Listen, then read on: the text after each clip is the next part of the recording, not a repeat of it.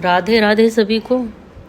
एकादशी का दिन है आज और कार्तिक महात्म्य का 11वां दिन, कार्तिक मास का। आज की शुरुआत श्री कृष्ण चालीसा से करेंगे, फिर एकादशी का महात्म्य पढ़ेंगे और उसके बाद एकादशी की कथा पढ़ेंगे। तो चलिए शुरू करते हैं। जय श्री कृष्ण। श्री कृष्ण चालीसा।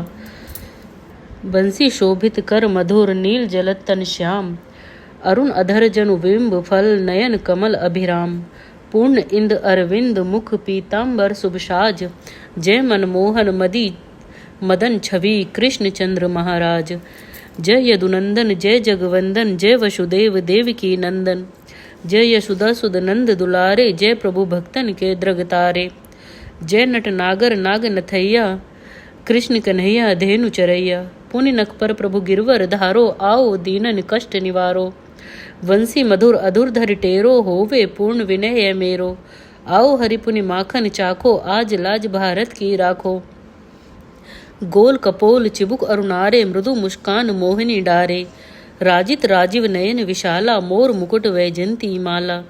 कुंडल श्रवण पीत पट आछे, कटि किंकणी काछनी काछे। नील जलज सुंदर तनु सोहे, छवि लखि सुर नर मुनि मोहे। मस्तक तिलक अलक घुंघराले, आओ कृष्ण बांसुरी वाले। करी पैपान पुत नहीं तार्यो, अका बका खगासुर मार्यो। मधुवन जलत अग्नि जब ज्वाला, भे शीतल लखतहि नंदलाला।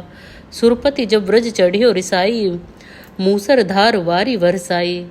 लगत लगत ब्रिज चहन बहायो, गोवर्धन नख धारी बचायो। लखी यशोदा मन भ्रम अधिकाई, मुख में 14 भुवन दिखाई। दुष्ट कंस अति अधम मचायो, कोटि कमल जब फूल मंगायो। नाथी काल्हि तब तुम लीन्हे, चरण चिन्ह निर्भय कीन्हे।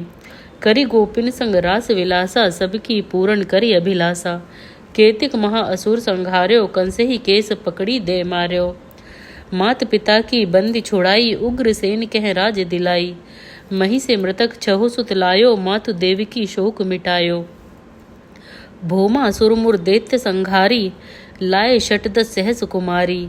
दे भीमहि तृण चीर सहारा, जरासंध राक्षस कह मारा। असुर बकासुर आदिक मार्यो, भक्तन के तब कष्ट निवार्यो।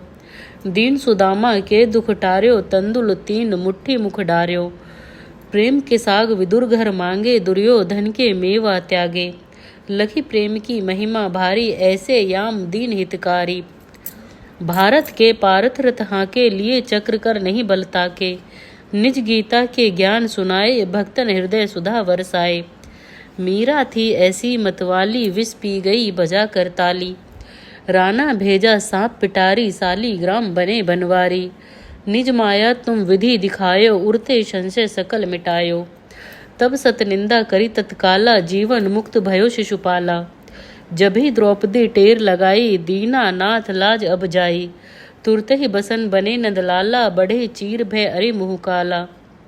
अस अनाथ के नाथ नथैया, डूबत भवर बचाई नैया। सुंदर दास आस उरिधारी, दया दृष्टि कीजे बनवारी। नाथ सकलमम कुमति निवारो, छमु बेग अपराध हमारो। खोलो पट अब दर्शन दीजे, बोलो कृष्ण कन्हैया कीजे। दोहा। यह चालीसा कृष्ण का पाठ करें उर्धार, अष्ट सिद्धि नव निधि फल लहे पदारथ 4। जय कृष्ण कन्हैया। एकादशी की कथा पढ़ लेते हैं। आज रमा एकादशी है। दीपावली के 4 दिन पूर्व पड़ने वाली कार्तिक मास के कृष्ण पक्ष की इस एकादशी को लक्ष्मी जी के नाम पर रमा एकादशी कहा जाता है। इस दिन भगवान विष्णु के पूर्ण अवतार कृष्ण जी के केशव रूप की पूजा आराधना की जाती है।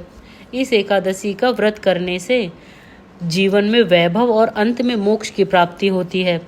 धर्मराज युधिष्ठिर ने कहा, हे केशव, कार्तिक कृष्ण एकादशी का क्या नाम है, इसके व्रत की क्या विधि है और इसके करने से क्या फल प्राप्त होता है, सो आप विस्तार पूर्वक मुझे सुनाइए। भगवान श्री कृष्ण बोले, हे राजन, कार्तिक के कृष्ण पक्ष की इस एकादशी का नाम रमा एकादशी है। यह बड़े बड़े पापों को नाश करने वाली और असीम वैभव देने वाली है। शास्त्रों में वर्णित इसका महात्म्य मैं तुमसे कहता हूँ, सचेत होकर सुनो। प्राचीन काल में मुचकंद नाम का एक राजा था। उसकी इंद्र के साथ गहन मित्रता थी और साथ ही यम, कुबेर, वरुण तथा विभीषण के साथ भी मित्रता थी। वह राजा बड़ा धर्मात्मा तथा विष्णु भक्त था और न्यायपूर्वक राज्य करता था। राजा मुचकंद के एक कन्या थी जिसका नाम चंद्रभागा था। उस कन्या का विवाह चंद्रसेन के पुत्र शोभन के साथ हुआ था। एक समय शोभन अपने ससुर मुचकंद के घर आया। उन्हीं दिनों जल्दी ही पुण्यदायिनी रमा एकादशी आने वाली थी। व्रत का दिन समीप आया तो चंद्रभागा को अत्यंत सोच उत्पन्न हुआ कि मेरे पति बहुत दुर्बल हैं और मेरे पिता की व्रत के बारे में आज्ञा अति कठोर है। दशमी को राजा ने ढोल बजवाकर सारे राज्य में यह घोषणा करवा दी कि रमा एकादशी को सभी लोग व्रत करेंगे। घोषणा को सुनते ही शोभन को अत्यंत चिंता हुई और अपनी पत्नी से बोला, अब मुझे क्या करना चाहिए?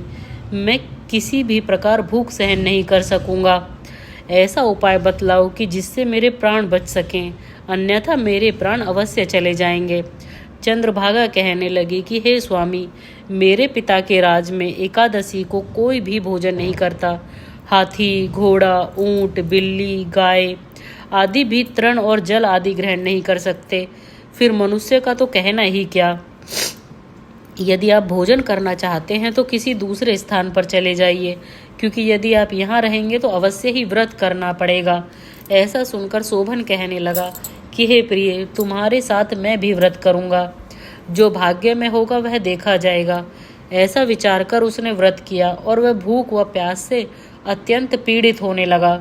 जब सूर्य नारायण अस्त हो गए तब रात्रि जागरण का समय आया। यह जागरण वैष्णवों को तो अत्यंत हर्ष देने वाला था, परंतु शोभन को अत्यंत दुखदायी लगा। प्रातःकाल होते होते शोभन के प्राण निकल गए। तब राजा ने चंदन की चिता में उसका दाह संस्कार करवाया, परंतु चंद्रभागा ने अपने पिता की आज्ञा से अपने शरीर को दग्ध नहीं किया। शोभन की अंत्येष्टि क्रिया करने के पश्चात अपने पिता के घर में ही रहने लगी। रमा एकादशी के व्रत के प्रभाव से शोभन मदरांचल पर्वत पर धन धान्य से परिपूर्ण तथा शत्रुओं से रहित एक सुंदर देवपुर को प्राप्त हुआ। वह अत्यंत सुंदर रत्न और वैदुर्य मणि जटित स्वर्ण के खंभों पर निर्मित अनेक प्रकार की स्फटिक मणि से सुशोभित भवन में सिंहासन पर आरूढ़ हुआ और श्वेत चट और चंवर, मस्तक पर किरीट, कानों में कुंडल, कंठ में हार, बाहों में कपूर तथा विभूषित गंधर्व और अप्सराओं से घिरा हुआ ऐसे शोभित होता था मानो अपनी सभा में देवराज इंद्र विराजमान हो। एक समय मुचकंद के नगर में रहने वाला सोम शर्मा नामक ब्राह्मण तीर्थ यात्रा करता हुआ घूमता फिरता उधर जा निकला। ब्राह्मण शोभन को पहचान कर कि यह तो राजा का जमाई शोभन है, उसके निकट गया। शोभन भी उसको पहचानकर अपने आसन से उठकर उसके पास आया और प्रणाम आदि करके कुशल क्षेम पूछने लगा। ब्राह्मण ने कहा कि राजा मुचकंद और आपकी पत्नी चंद्रभागा कुशल से हैं। नगर में भी सब प्रकार कुशल है, परंतु हे राजन, हमको अत्यंत आश्चर्य हो रहा है। आप अपना वृतांत कहिए कि ऐसा सुंदर नगर जो कभी न देखा न सुना, आपको किस प्रकार प्राप्त हुआ।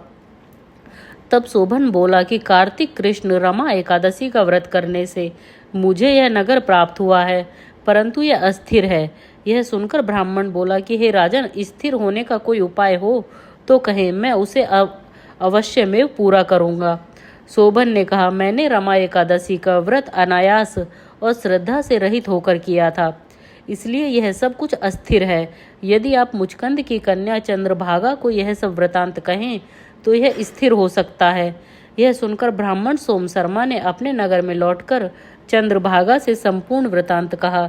ब्राह्मण के वचन सुनकर चंद्रभागा बड़ी प्रसन्नता पूर्वक ब्राह्मण से बोली, हे ब्राह्मण, यह सब बातें आपने प्रत्यक्ष देखी हैं या स्वप्न की कर रहे हैं? ब्राह्मण करने लगा कि हे पुत्री, मैंने महावन में तुम्हारे पति को प्रत्यक्ष देखा है, साथ ही किसी से विजय ना हो ऐसे देवताओं के नगर के समान उसका नगर भी देखा है। उन्होंने यह भी कहा है कि यह स्थिर नहीं है।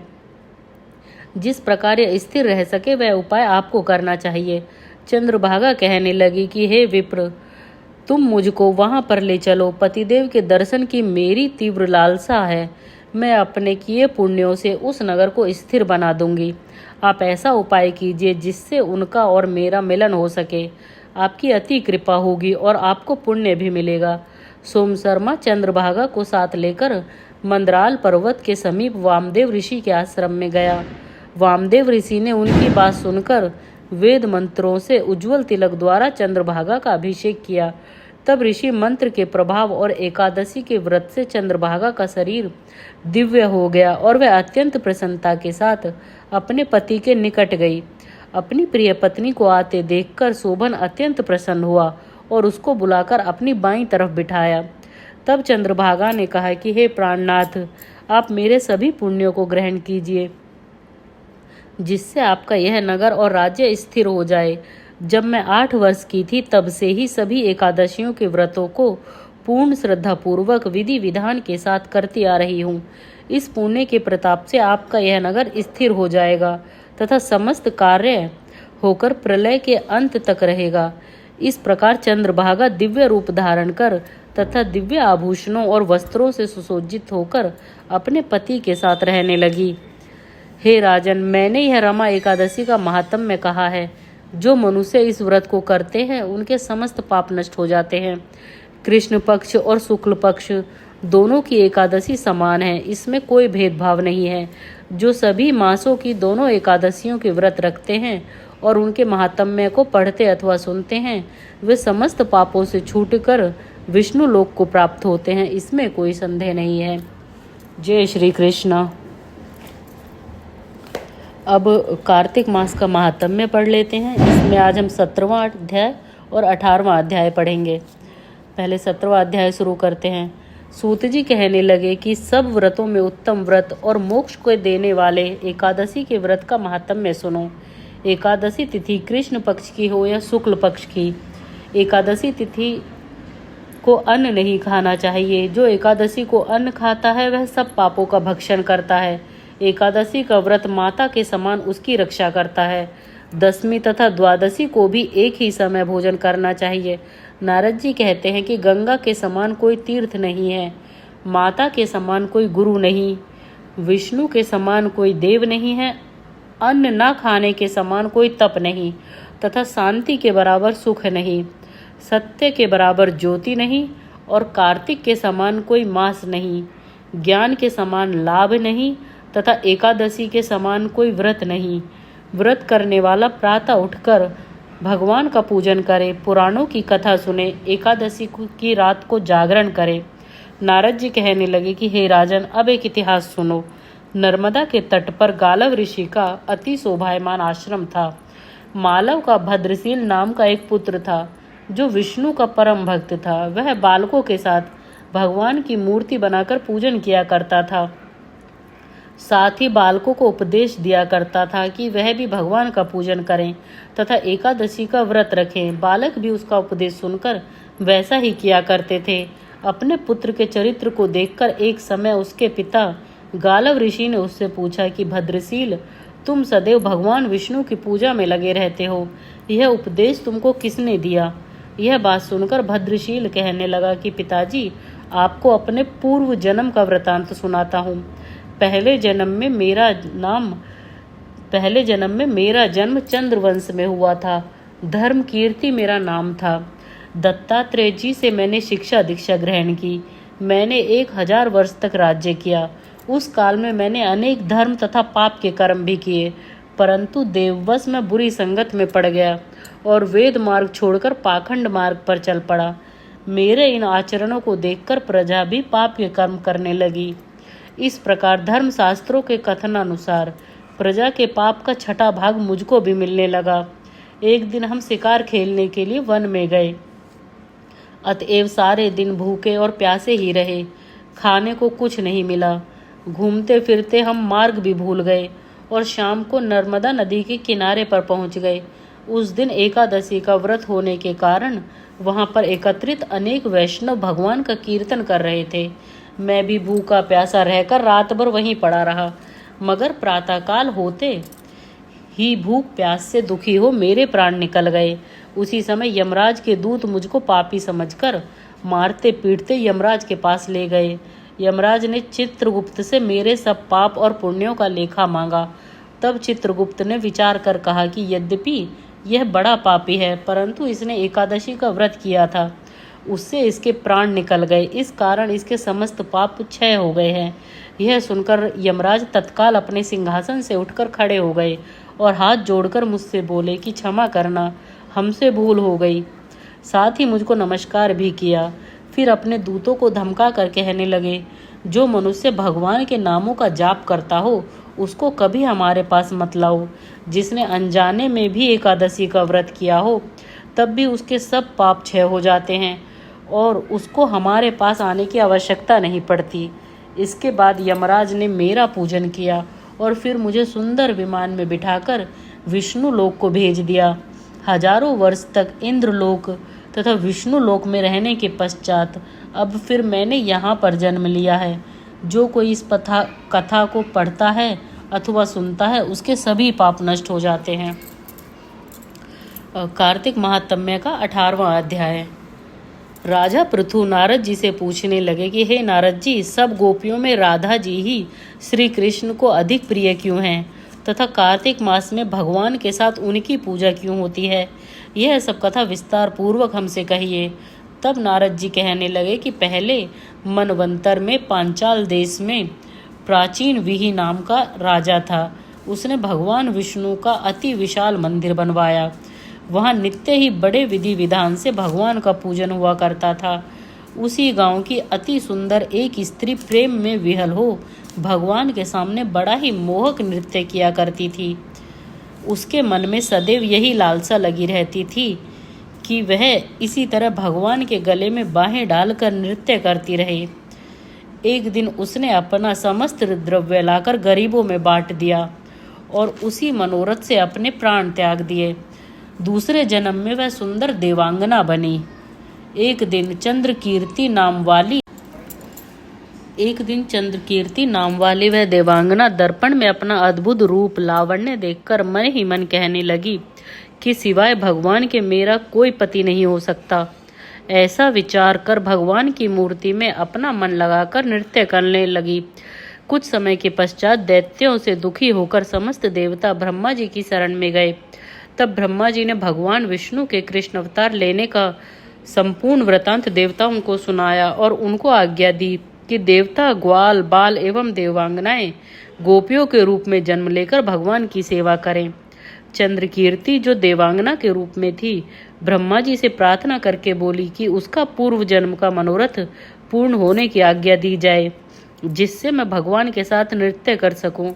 तब ब्रह्मा जी ने उसको वरदान दिया कि तुम नंद ग्राम में वृषभान गोप के घर में राधा नाम से लेकर जन्म लेकर सब गोपियों से अधिक भगवान की प्रिय होगी और भगवान तुमको अपने प्राणों से भी अधिक प्रिय समझेंगे तथा रासोत्सव में तुम उनके साथ नृत्य करोगी।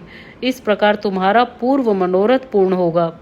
नारद जी कहते हैं कि ब्रह्मा जी के वचनों को सत्य करने के लिए भगवान ने श्री कृष्ण अवतार में राधा जी के साथ रासो उत्सव में नृत्य किया और उनको प्राणों से अधिक प्रिय समझा। आज का 40वां और कार्तिक मास का महात्म्य एकादशी कथा संपन्न हुई, पूर्ण हुई। आप सभी को राधे राधे, जय श्री कृष्णा।